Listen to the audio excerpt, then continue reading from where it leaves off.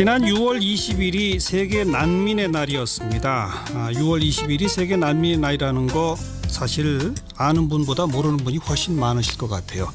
그런데 이분, 여러분 좋아하시는 영화배우 정우성 씨가 유엔 난민기구의 친선대사로 활동하고 있다는 거, 이건 더더욱이나마 모르시는 분들이 더 많을 것 같습니다. 최근에 이라크도 또 다녀오셨다는데요. 그래서 정우성 씨 오늘 스튜디오에 직접 좀 모셨습니다. 어서 오십시오. 안녕하세요. 반갑습니다. 네. 초대해 주셔서 감사합니다. 나와주셔서 고맙습니다. 네, 유엔 난민기구 친선대사 언제 되셨어요? 친선대사로 임명된 건 2015년이고요. 임명되기 전 1년 전 2014년에 이제 서포터로 1년 정도 활동을 했죠. 네. 맨 처음 2014년 서포터 활동을 하게 된 계기가 뭡니까? 유엔 난민기구에서 저에게 다가왔어요. 요청이 왔어요? 네네. 왜요? 왜 하필 정우성 씨를 콕 찍어서 요청을 했을까요? 글쎄요. 모르겠습니다. 안 물어봤어요? 왜 나한테 왔냐고? 저는 그들이 어떻게 저에게 다가왔는지보다는 그들이 저에게 다가와 준 게 감사했어요. 네.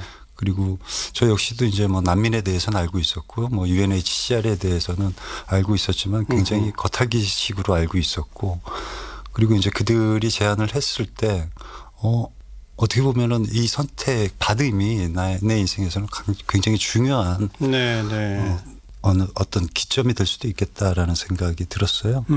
그래서 흔쾌히 응했고, 사실은 이제 응한 다음에 활동을 시작할 때 굉장히 두려웠어요. 왜요? 유엔 난민기구 이제 뭐 캠프를 가든지 하다 보면은 그 엄청난 숫자와 왜냐하면 난민의 숫자들이 각 지역별로 이제 계속해서 업데이트되고 이런 것들을 보고, 그리고 이제 엄청난 지금 이 세상에서 벌어지고 있는 이 엄청난 하나의 단면을 어떻게 진술된 모습으로 내가 우리 사회에 알릴 수 있을까? 라는 그런 어떤 두려움이 상당히 컸었죠. 그러면서 이제 뭐 저 스스로도 이제 뭐 공부도 많이 하려고 노력하고 있고, 그런데 그럼에도 불구하고 매년 이렇게 업데이트되는 숫자들이나 이런 것들에 대해서 빨리빨리 이렇게 적응해 나가기가 굉장히 또 힘든 면도 있어요. 유엔 난민기구가 정우성 씨한테 찾아와 준 걸 반갑게 고맙게 인생의 계기로 삼아서 선뜻 하겠다고는 했는데 가까이 가보니까 엄청난 일이더라. 그건 거죠. 내가 과연 감당할 수 있을까? 그리고 사실은 이제 캠프에 매년 갈 때마다 또 방문하기 전에도 약간의 또 두려움이 있어요. 내가 가서 또 봐야 될 사람들. 그 사람들의 이제 그 처참함, 절실함을 알고 있기 때문에 다녀와서 또 내가 어떤 그 진실한 목소리로 여러분들에게 또 모습을 설명할 수 있을까? 그런 생각들이 들죠. 그래서 요번에 이라크 갈 때도 그렇고 또 특이한 게 이렇게 캠프에 가면은 작년에 갔던 캠프에서 만났던 사람들도 이렇게 그 모습들이 떠오르고 그리고 이제 그 모습들이 다 닮아 있지만 또 각자의 그 삶이 평범한 삶 속에서의 그 가족이 갖고 있는 역사나 그리고 개개인의 어떤 사정들이 다 다르고 그러다 보면 또 그들은 이제 또 우리와 별반 다를 바 없는 아주 평범한 사람들이었고 그러니까 이게 난민이라는 단어가 굉장히 이질적이고 멀게만 느껴지지만 사실은 우리와 별반 다를 바 없었던 삶을 우리와 똑같은 삶을 살았던 사람들이거든요. 평탄하게 살다가 전쟁이니 뭐니 해서 그렇게 돼버린. 이번에 가신 곳은 이라크의 아르빌 지역으로 알고 있는데 거기는 난민이 어느 정도 수용되어 있는 캠프였습니까? 그 아르빌은 이제 쿠르드 자치 지역으로 비교적 안전한 지역이에요. 이제 보통 이제 그 중동 지역에서는 그 도시 난민 형태로 사람들이 많이 지내고 있거든요. 대부분이 이제 뭐 이게 유엔 난민기구에서 제공하는 캠프에서 그 보호를 받고 있는 사람들도 있지만, 왜냐하면 이제 그들은 이제 왕래가 있었던 옆 나라였잖아요. 그러다 보니까 뭐 친구도 있을 수 있고 또 친척도 있을 수 있고, 그래서 이제 뭐 어쩔 수 없이 난민의 신분으로 국경은 넘었지만 자기의 자력으로 이제 생활을 먼저 유지해 나가려고 하는 그런 노력들을 캠프 밖에서 해요.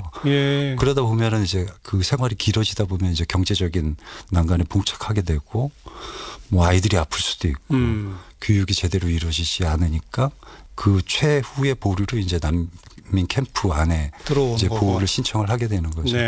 이번에 들어갔을 때는 그 난민 캠프 안으로 들어오겠다라고 신청을 해서 이제 그 받아들여진 몇 가족들이 난민 캠프 안에서의 생활 규칙 같은 것들을 그 전해 듣는 광경을 봤는데 저는 이제 그 모습들은 처음 봤거든요. 근데 그 눈빛이 이게 어떻게 형언을 할 수 없을 만큼 그러니까 이게 절박함 속에서 이제 희망을 잃어가지만 마지막 하나의 희망의 끝자락을 잡고 내가 이 안에서 이제 두렵기도 하지만 새로운 희망을 잡고 또 생활을 이어가야지. 그 눈빛으로 이제 질문들을 하고 야, 이 안에서는 어떻게 생활을 하면 됩니까?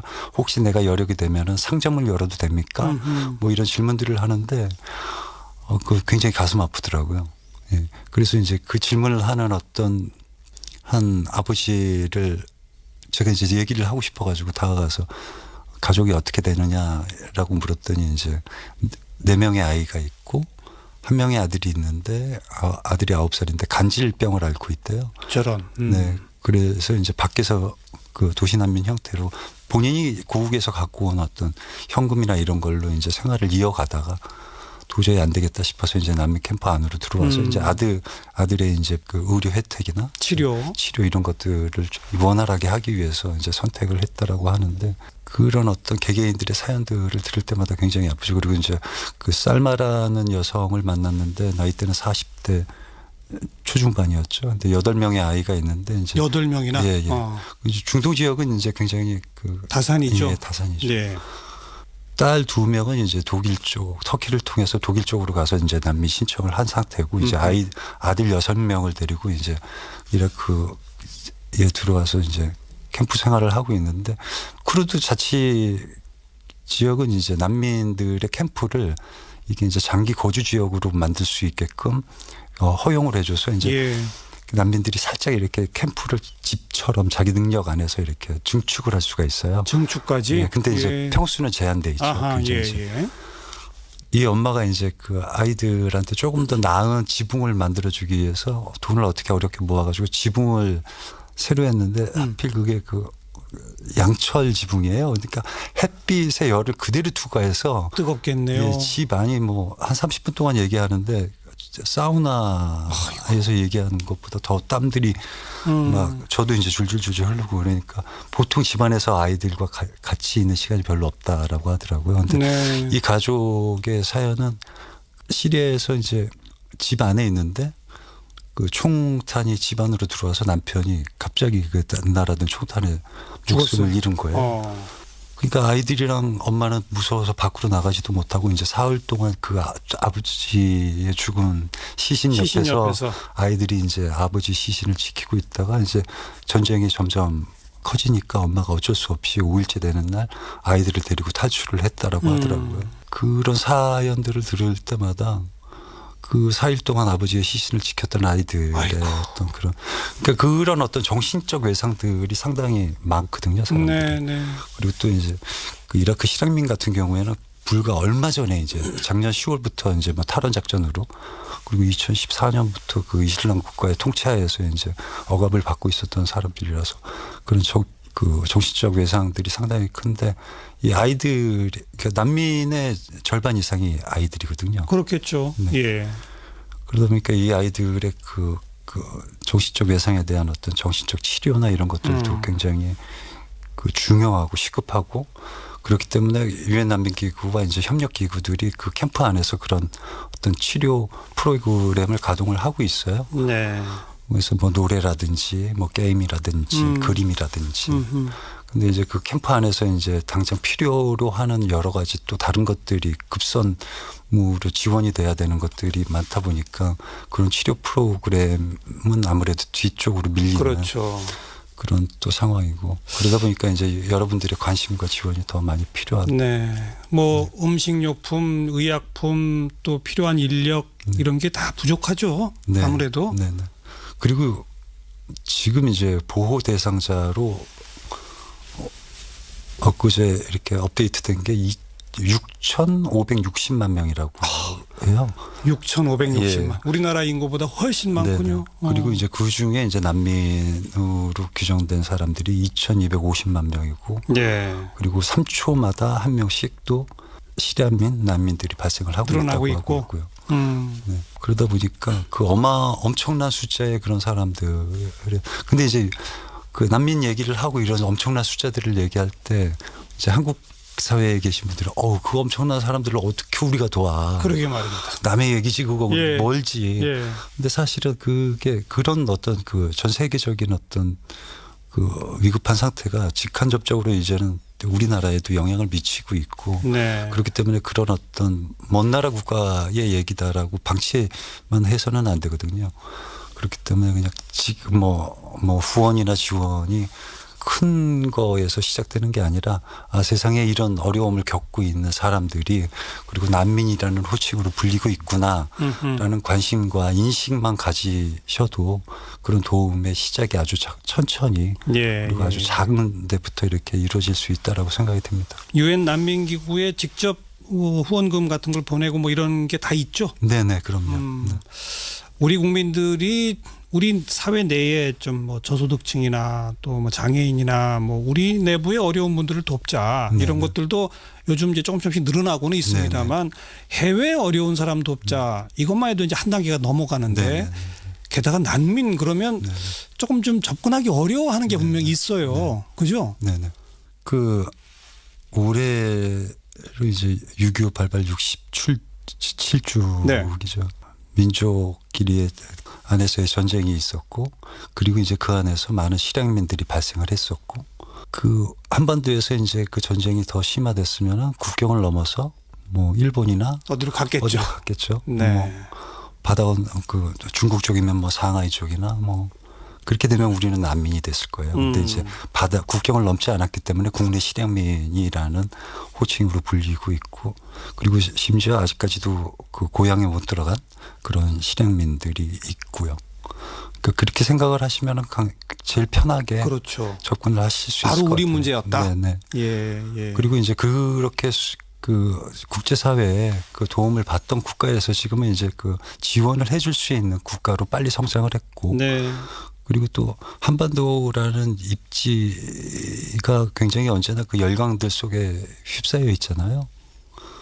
그러다 보니까 뭐 우리가 이제 그런 어떤 군사적인 위치에서의 어떤 열강들과 그 경쟁을 할 수는 없지만 어떤 국제사회의 일원으로서 그런 인도주의적인 어떤 도움을 선두하는 그런 국가로 앞장서 나간다면은 우리나라가 어떤 위기에 물론 그래서는 안 되겠지만 봉착했을 때 국제사회에 도움을 요청할 수 있는 더 큰 목소리를 낼 수 있지 않을까라는 생각도 해봅니다.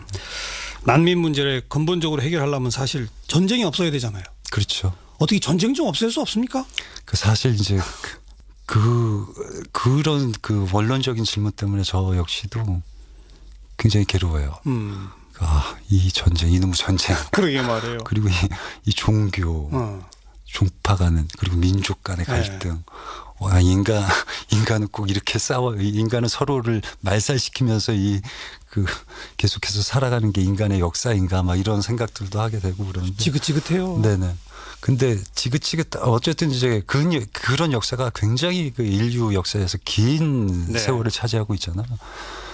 근데 외면할 수 없는 일이기 때문에 그 문제를 계속해서 치유해 나가고 그리고 그 치유를 필요로 하는 대부분의 사람들이 아이들이고 그렇죠. 그 아이들은 그런 어떤 남들에 대한 관심과 사랑을 받았을 때 그 아이들이 성인으로서 성장했을 때 세상을 바라보는 시선과 그리고 국제사회에 대한 어떤 좀 더 긍정적인 생각으로 국제사회의 일원이 되지 않을까라는 생각을 해볼 수 있겠죠. 정우성 씨 어린 시절에 굉장히 어렵게 사셨다고요? 그렇죠. 네. 판자촌 사셨다고요? 네. 뭐 사당동 철거촌 산동네에서 살았었죠. 그 당시에 판자촌보다도 더 열악한 시설이다.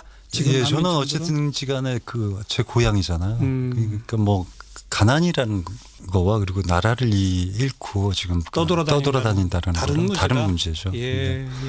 제가 이제 그 어린 시절의 기억으로 인해서 그들에게 동정을 가질 수는 없다라고 생각해요. 우리나라에서 한국 난민 영화제라는 걸 하고 있다면서요? 네네. 올해로 제3회. 벌써 세 번째입니까? 네. 금년에 언제 시작해요? 6월 24일 오전 10시 반부터 밤 10시 반까지 그 충무로 대한극장에서 한다. 딱 하루 합니까? 네. 이번 한국 난민 영화제는 이 정우성 씨가 출연한 영화도 상영이 네, 된다면서요. 네. 첫 번째 섹션에서 이제 유엔 난민기구 그 다큐멘터리가 2편 상영이 될 건데 이제 그 그 중에 한 편이 제가 이제 작년에 레바논 갔을 때 만났던 가족을 다루는 그 다큐멘터리고 저는 이제 그 목소리로 나레이션을 참여했습니다. 네, 네. 제목이 경계에서. 경계에서. 네. 직접 화면에는 그럼 안 나와요? 목소리만 나와요? 저 이제 그 방문했을 때의 모습이 화면에 잠깐 나와요. 잠깐. 네, 왜냐면 이제 제가 만났던 그 가족의 얘기를 그 다루고 있거든요. 네, 그리고 네. 이제 그 레바논에 그 가족을 통해서 레바논에서 생활하고 있는 시리아 난민들의 어떤 그런 모습들을 다루고 있기 때문에 네. 그때 그 가족이 딸이 3명이었는데 막내가 이제 누아라고 태어난 지 20일 됐던 아이고, 깐난하기. 친구였어요. 네. 예. 그러면서 그 젊은 부부가 그 아이 이게 사실 그 아이에게 줄 그 분유 하나 먹이려고 해도 이제 불도 떼야 되고 깨끗한 물도 어디서 받아와야 되고 그러니까 아이에게 분유 한 번 먹이는 것 자체가 커다란 일인 거죠. 그래서 제가 이제 그때 기억에 그 아이를 만나고 숙소에 돌아가서 페이스북 라이브를 시도를 했었어요. 예, 예. 그래서는 안 되는데 사실은 감정이 조금 약간 올라와가지고 라이브를 망쳤죠. 네. 네. 제대로 말씀도 못 하시고. 네네네. 근데 이제 사실은 그런 모습, 그런 감정적 태도로 사람들에게 그들을 대변해서는 안 된다라는 생각이 드는데, 뭐 어쩔 수 없이 그냥, 네. 잠깐 동안 하다가 끊었죠. 네. 한국 난민영화제 이번 주 토요일도 우리가 관심 갖고 한번 좀 지켜보고요. 네. 앞으로 유엔 난민 그 친선 대사로서의 활동은 계속 하실 계획이죠? 글쎄요, 제가 뭐 어떤 사회에 큰 무리를 일으키지 않는 한, 유엔 난민기구가 저를 저버리지 않는 한, 좀 오랫동안 하고 싶은 생각은 있습니다. 안젤리나 졸리가 특사가 됐듯이 네. 정우성 대사가 특사로 승진하시는 때까지. 승진은 아니고요. 이제 그만큼의 노력, 책무가 더 커지는 네, 거겠죠. 노력에 대해서 그 유엔 난민기구가 아마 그 분에 대해서 이제 고마우니까 그런 또 특별 호칭을 줬던 것 같아요. 네. 그러니까 그만큼 활동 많이 하셔서 네. 특사 빨리 되시라고 제가. 네, 열심히 하겠습니다. 예. 들어온 이제 거고. 보호를 신청을 하게 되는 거죠. 네, 네. 이번에 들어갔을 때는 그 난민 캠프 안으로 들어오겠다라고 신청을 해서 이제 그 받아들여진 몇 가족들이 난민 캠프 안에서의 생활 규칙 같은 것들을 그 전해 듣는 광경을 봤는데 저는 이제 그 모습들은 처음 봤거든요. 근데 그 눈빛이 이게 어떻게 형언을 할 수 없을 만큼 그러니까 이게 절박함 속에서 이제 희망을 잃어가지만 마지막 하나의 희망의 끝자락을 잡고 내가 이 안에서 이제 두렵기도 하지만 새로운 희망을 잡고 또 생활을 이어가야지. 그 눈빛으로 이제 질문들을 하고 야, 이 안에서는 어떻게 생활을 하면 됩니까? 혹시 내가 여력이 되면은 상점을 열어도 됩니까? 뭐 이런 질문들을 하는데 그 굉장히 가슴 아프더라고요. 예. 그래서 이제 그 질문을 하는 어떤 한 아버지를 제가 이제 얘기를 하고 싶어가지고 다가가서 가족이 어떻게 되느냐라고 물었더니 이제 4명의 아이가 있고 1명의 아들이 있는데 아들이 9살인데 간질병을 앓고 있대요. 저런. 네. 그래서 이제 밖에서 그 도시난민 형태로 본인이 고국에서 갖고 온 어떤 현금이나 이런 걸로 이제 생활을 이어가다가 도저히 안 되겠다 싶어서 이제 난민 캠프 안으로 들어와서 이제 아들의 이제 그 의료 혜택이나 치료 이런 것들을 좀 원활하게 하기 위해서 이제 선택을 했다라고 하는데 그런 어떤 개개인들의 사연들을 들을 때마다 굉장히 아프죠. 그리고 이제 그 쌀마라는 여성을 만났는데 나이대는 40대 초중반이야. 모습들이 떠오르고. 예. 그리고 이제 그 모습들이 다 닮아 있지만 또 각자의 그 삶이 평범한 삶 속에서의 그 가족이 갖고 있는 역사나 그리고 개개인의 어떤 사정들이 다 다르고 네. 그러다 보면 또 그들은 이제 또 우리와 별반 다를 바 없는 아주 평범한 사람들이었고 그러니까 이게 난민이라는 단어가 굉장히 이질적이고 멀게만 느껴지지만 사실은 우리와 별반 다를 바 없었던 삶을 그렇죠. 우리와 똑같은 삶을 살았던 사람들이거든요. 평탄하게 살다가 전쟁이니 뭐니 해서 그렇게 돼버린. 네. 네. 이번에 가신 곳은 이라크의 아르빌 지역으로 알고 있는데 네. 거기는 난민이 어느 정도 수용되어 있는 캠프였습니까? 그 아르빌은 이제 쿠르드 자치 지역으로 비교적 안전한 지역이에요. 네. 이제 보통 이제 그 중동 지역에서는 그 도시 난민 형태로 사람들이 많이 지내고 있거든요. 예. 대부분이 이제 뭐 이게 유엔 난민기구에서 제공하는 캠프에서 그 보호를 받고 있는 사람들도 있지만, 왜냐하면 이제 그들은 이제 왕래가 있었던 옆 나라였잖아요. 그러다 보니까 뭐 친구도 있을 수 있고 또 친척도 있을 수 있고, 그래서 이제 뭐 어쩔 수 없이 난민의 신분으로 국경은 넘었지만 자기의 자력으로 이제 생활을 먼저 유지해 나가려고 하는 네네. 그런 노력들을 캠프 밖에서 해요. 예. 그러다 보면은 이제 그 생활이 길어지다 보면 이제 경제적인 난간에 봉착하게 되고, 뭐 아이들이 아플 수도 있고 교육이 제대로 이루어지지 않으니까 그 최후의 보류로 이제 난민 캠프 안에 응한 다음에 활동을 시작할 때 굉장히 두려웠어요. 왜요? 유엔 난민기구 이제 뭐 캠프를 가든지 하다 보면은 그 엄청난 숫자와 왜냐하면 난민의 숫자들이 각 지역별로 이제 계속해서 업데이트되고 이런 것들을 예. 보고, 그리고 이제 엄청난 지금 이 세상에서 벌어지고 있는 이 엄청난 하나의 네. 단면을 네. 어떻게 진술된 모습으로 내가 우리 사회에 알릴 수 있을까. 라는 그런 어떤 두려움이 상당히 컸었죠. 그러면서 이제 뭐 저 스스로도 이제 뭐 공부도 많이 하려고 노력하고 있고, 그런데 그럼에도 불구하고 매년 이렇게 업데이트되는 숫자들이나 예, 이런 예. 것들에 대해서 빨리빨리 이렇게 적응해 나가기가 굉장히 또 힘든 면도 있어요. 유엔 난민기구가 정우성 씨한테 찾아와 준 걸 반갑게 고맙게 인생의 계기로 삼아서 선뜻 하겠다고는 했는데 네. 가까이 가보니까 엄청난 일이더라. 네네. 그건 거죠. 네네. 내가 과연 감당할 수 있을까? 네네. 그리고 사실은 이제 캠프에 매년 갈 때마다 또 방문하기 전에도 약간의 또 두려움이 있어요. 아, 내가 가서 또 봐야 될 사람들. 그 사람들의 이제 그 처참함, 절실함을 알고 있기 때문에 다녀와서 또 내가 어떤 그 진실한 목소리로 여러분들에게 또 모습을 설명할 수 있을까.